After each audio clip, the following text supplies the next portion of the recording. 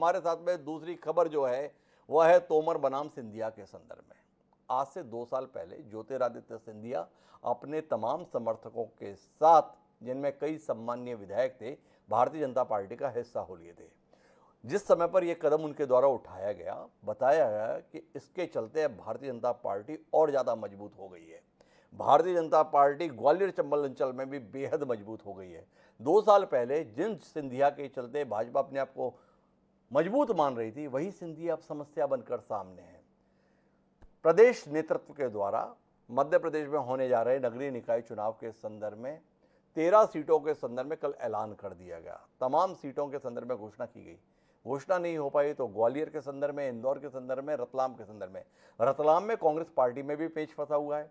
इंदौर के संदर्भ में खबर आ रही है कि फैसला ले लिया गया है, लेकिन ग्वालियर के संदर्भ में मामला इसलिए फंसा हुआ है कि महाराज बनाम मंत्री में उलझन है। एक तरफ नरेंद्र सिंह तोमर हैं, जो पिछले 3 दशक से भारतीय जनता पार्टी का ग्वालियर चंबल अंचल में चेहरा बने हुए हैं। दूसरी तरफ 2 साल पहले पार्टी का हिस्सा बने ज्योतिरादित्य सिंधिया हैं, जिनका अपना एक वकार है, अपना एक वजूद है, अपना एक रसूख है। और इन सब से भी परे महत्वपूर्ण बात यह है कि ज्योतिरादित्य सिंधिया के स्वभाव में अपने समर्थकों के लिए आखिरी दम तक अड़ना और लड़ना है। नतीजा ये है कि ग्वालियर जैसा महत्वपूर्ण क्षेत्र, ग्वालियर जैसा महत्वपूर्ण शहर, वहाँ के संदर्भ में पार्टी फैसला नहीं ले पा रही कि महापौर के लिए हम किसको मैदान में उतारें। महिला के लिए आरक्षित है, सामान्य वर्ग की महिला के लिए आरक्षित है। तमाम नाम तैर रहे हैं, पर नाम नतीजे पर नहीं पहुंच रहे हैं। और नतीजे पर इसलिए नहीं पहुंच रहे हैं क्योंकि किसी एक नाम के संदर्भ में नरेंद्र सिंह तोमर और ज्योतिरादित्य सिंधिया एक राय नहीं हो पा रहे हैं। बड़ी दिलचस्प स्थिति है प्रदेश की राजनीति की दृष्टि से, और बहुत ही तकलीफदेह स्थिति है भारतीय जनता पार्टी की स्थिति से। हमारे पास इस विषय की चर्चा के लिए ग्वालियर चंबल अंचल के वरिष्ठ पत्रकार डॉक्टर राकेश पाठक जी जुड़ चुके हैं। डॉक्टर राकेश पाठक जी, आपसे ही समझना चाहेंगे, ग्वालियर चंबल अंचल के सबसे महत्वपूर्ण शहर ग्वालियर के लिए फैसला नहीं हो पा रहा। भारतीय जनता पार्टी तमाम दौर की बातचीत के बाद भी तय नहीं कर पा रही कि आखिर ग्वालियर से महापौर के लिए प्रत्याशी किसे बनाए। प्रत्याशी के तौर पर योग्य का अभाव है या नेताओं का अहंकार फैसले लेने नहीं दे रहा है। आपकी जानकारी, आपकी टिप्पणी। देखिए हिमांशु जी, प्रत्याशी का अभाव तो नहीं कह सकते जी। जो भारतीय जनता पार्टी मध्य प्रदेश में 1.5 दशक से ज्यादा से राज कर रही है, और उसमें भी ग्वालियर इस मामले में विशिष्ट है कि वहाँ आधी सदी से ज्यादा कांग्रेस अपना महापौर नहीं बनवा पाई है जी। तो इसलिए यह नहीं कहा जा सकता कि प्रत्याशी नहीं है। बीजेपी के पास प्रत्याशी बहुत हैं। असली लड़ाई वरिष्ठ नेताओं के आपसी अभिमान स्वाभिमान की है जी। क्योंकि ग्वालियर ज्योतिरादित्य सिंधिया जी का अपना गृहनगर है, उनका अपना प्रभाव क्षेत्र है, इसलिए वे अपनी मर्जी से कोई प्रत्याशी तय कराना चाहते हैं। लेकिन ग्वालियर नरेंद्र सिंह तोमर का भी शहर है, पास में मुरैना बीडी शर्मा का भी शहर है, नरोत्तम मिश्रा बगल में है डबरा में। तो यानी भारतीय जनता पार्टी में तमाम दिग्गज हैं जो ग्वालियर से आते हैं, और ज्योतिरादित्य सिंधिया चूंकि दल बदल करके आए हैं, तो ये बहुत अप्रत्याशित नहीं है कि सिंधिया वर्सेस बीजेपी होना था। ये आप सुनिश्चित मानकर चलिए, और ये मान लीजिए कि ये तो महापौर और पार्षदों के टिकट की लड़ाई है। तो अगर जरा राजनीतिक नारे के रूप में कहा जाए तो अभी तो ये अंगड़ाई है, आगे और लड़ाई है जी। ज्योतिरादित्य सिंधिया पार्षदों की सूची भी सौंपते हैं बीजेपी नेतृत्व को। महापौर के लिए तो वे चाहेंगे ही उनकी पर मर्जी का ग्वालियर में कम से कम प्रत्याशी वे दे पाए। पर राकेश पाठक जी, मैं बीच में रोकने के लिए माफी चाहूंगा, आपसे समझना चाहूंगा, जो आपका 3 दशक 4 दशक का पत्रकारिता का तजुर्बा है, क्या ग्वालियर जैसे महत्वपूर्ण शहर के संदर्भ में भाजपा का प्रदेश नेतृत्व सिंधिया के हवाले कर देगा? इसके कोई आसार आपको दिख रहे हैं, या कुल मिलाकर सिंधिया को संगठन की पसंद पर जाना पड़ेगा? इस संदर्भ में आपका स्पष्ट आकलन, क्योंकि एक बड़ा महत्वपूर्ण और नाजुक मसला है ग्वालियर चंबल अंचल की राजनीति की दृष्टि से। जी हिमांशु जी, बहुत सही प्रश्न आपने किया है। देखिए ज्योतिरादित्य सिंधिया जी की जो राजनीति है वो बहुत डोमिनेट करने वाले राजनेता हैं, और चूंकि मध्य प्रदेश में उनकी कृपा से, उनके उपकार से भारतीय जनता पार्टी की सरकार बनी है, तो उसकी कीमत वे हर अवसर पर वसूल कर रहे हैं, चाहे वे अपने अनुयायियों को निगम मंडलों में नियुक्ति का सवाल हो, चाहे अब पार्षद और महापौर के टिकट का। ग्वालियर में पार्टी मजबूर हो जाएगी, मुझे ऐसा लगता है। और अभी ज्योतिरादित्य सिंधिया की अनदेखी करने की स्थिति प्रदेश नेतृत्व की नहीं है। जितना इस रस्साकसी को लंबा खींचा जा सकेगा उतनी ही कोशिश भर होगी, लेकिन अंत में मुझे ऐसा लगता है जी। कि ज्योतिरादित्य सिंधिया की बात मानना पड़ेगी बीजेपी नेतृत्व को, और अगर नहीं पर मानी। एक सवाल और है डॉक्टर पाठक इस विषय के संदर्भ में, वो ये है कि जो नाम हवा में तैर रहे हैं, वो नाम है समीक्षा गुप्ता का, वो नाम है माया सिंह जी का, वो नाम है सुमन शर्मा का।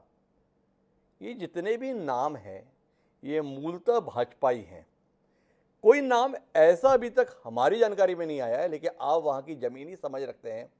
क्या जो सिंधिया के साथ भाजपा का हिस्सा बने, सिंधिया के कट्टर समर्थक की उनकी पहचान हो, ऐसे किसी नाम के संदर्भ में सिंधिया जी कोशिश कर रहे हैं, ऐसी कोई जानकारी आपके पास है? नहीं, बिल्कुल सही बात आप कह रहे हैं। ये जो नाम आपने गिनाए हैं, इनमें समीक्षा गुप्ता जी एक बार निर्दलीय चुनाव लड़ चुकी हैं। पार्टी के प्रत्याशी नारायण सिंह कुशवाहा के खिलाफ नारायण सिंह हार गए थे पिछले चुनाव में। जी। कालांतर में वे, जब तक ज्योतिरादित्य सिंधिया कांग्रेस में थे जी। तब तक वे उनके निकट आने का प्रयास कर चुकी थी। जी। बाद में जब बीजेपी की सरकार फिर से बनी तो वे बीजेपी में लौट आई। जी। इसमें एक तकनीकी पेश है हिमांशु जी। जी। समीक्षा जी ओबीसी से आती हैं और ग्वालियर महापौर की जो सीट है वो सामान्य के लिए है। तो पार्टी के भीतर भी ये आवाजें उठ रही हैं कि ज्योतिरादित्य सिंधिया जी सामान्य सीट पर ओबीसी का समर्थन क्यों कर रहे हैं, जी। उनको दांव क्यों खेलना चाहते हैं, फिर सामान्य लोग कब लड़ेंगे, जी। उनका हक मारा जाएगा। ये बात वाकई में सही बात है कि जो उनके साथ कांग्रेस छोड़कर निष्ठावान लोग, उनके निष्ठावान, जी। ये कांग्रेस के तो नहीं ही रहे होंगे जब इनके साथ चले आए, तो उनमें से कोई ऐसा उनके पास नाम नहीं है जी। जिसके नाम पर वे दमदारी से लड़ाई लड़ सकें। जी। माया सिंह उनकी उनके पिता की मामी है। जी। सुमन शर्मा संघ और बीजेपी की संगठन से जुड़ी हुई डॉक्टर धर्मवीर की पुत्रवधू हैं, जो महापौर विधायक रहे थे दोनों। तो इन नामों में से कुल मिलाकर सिर्फ समीक्षा गुप्ता उनके निकट आ गई, सिर्फ दल बदल के निर्दलीय रहने के दौर में।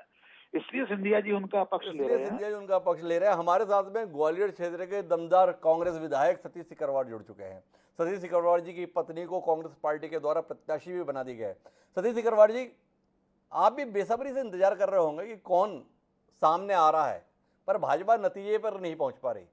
आपकी उम्मीदवारी से डर गए आपके परिवार की, या कोई और कहानी आपको समझ में आ रही है? कुल मिला के भाजपा इतने लंबे इंतजार के बाद भी ग्वालियर में चेहरा घोषित नहीं कर पाई, क्यों?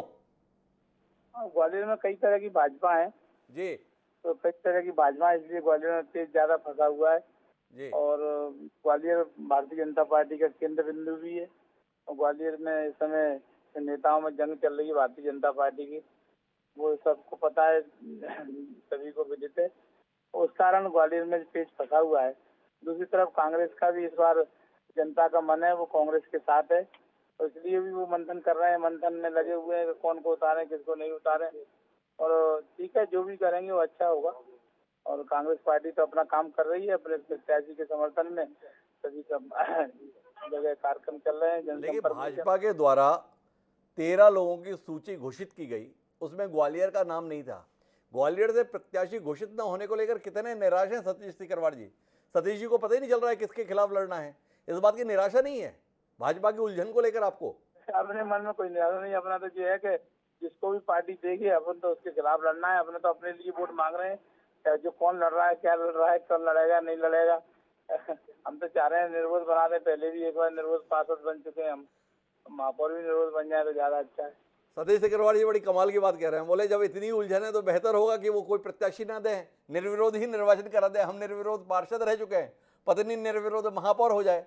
पर एक सवाल और आपसे सतीश सिकरवार जी करना चाहूँगा इस चर्चा के अंत में, वो ये है कि आपने बताया कि कई भाजपा ग्वालियर में है, तो कुल मिला के जिस भाजपा से भी प्रत्याशी घोषित होगा, बाकी से मदद मिलने की कितनी उम्मीद के साथ आप हैं? नहीं, अब वो क्या करेंगे क्या नहीं करेंगे इस पर अपन ज्यादा दिमाग नहीं लगा रहे। अपन तो कांग्रेस पार्टी को जिताने के लिए जनता से अपील निवेदन कर रहे हैं, जनता का आशीर्वाद इसलिए मांग रहे हैं, वोट के रूप में उनका इसलिए आशीर्वाद मिले, यही करें। और जो 57 साल में लगातार भारतीय जनता पार्टी की नगर सरकार रही है, नगर परिषद रही है, महापौर भी रहे, लेकिन जो ग्वालियर की स्थिति आज से 20 साल पहले, हम 23 साल पहले पार्षद बने, तब भी हमने देखा सीवर की समस्या थी, बिजली अपने प्रकाश की व्यवस्था की समस्या थी, सड़क पानी सबकी समस्याएं थी। वो समस्याएं जैसे तक है, कोई मतलब शहर का ऐसा लगता नहीं है कि शहर स्मार्ट सिटी के नाम पर जो जनता के साथ धोखा किया जा रहा है, सरकार की जनता की गाड़ी कमाई का जो पैसा है बर्बाद किया जा रहा है, जनता सब जानती है। इस बार कांग्रेस पार्टी को समझ। तो ये हमारे साथ सतीश सिकरवार जी हैं, जिनका कहना है कि कुल मिला के भाजपा को जो फैसला लेना है ले, और किसी फैसले पे ना पहुंचे तो बेहतर होगा कि हमें निर्विरोध निर्वाचित करा दी, क्योंकि 50-55 साल से भाजपा ग्वालियर में काबिज है, फिर भी ग्वालियर की हालत बहुत खराब है।